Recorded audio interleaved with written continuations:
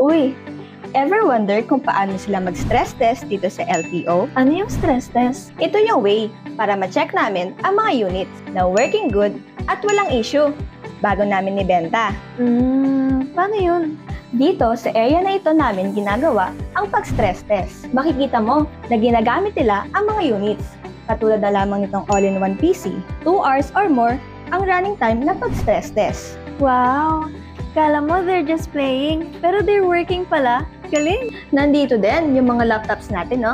Look, they're multitasking. Sa stress test pa lang, malalaman na natin kung goods ba ang units o hindi. Marami tayong bagong stocks, kaya double time kami sa pag-stress test ng mga Ryzen 5 laptops at all-in-one PC. Guys, only at LPO. Visit us at LPO Laptop PC Outlet. LPO.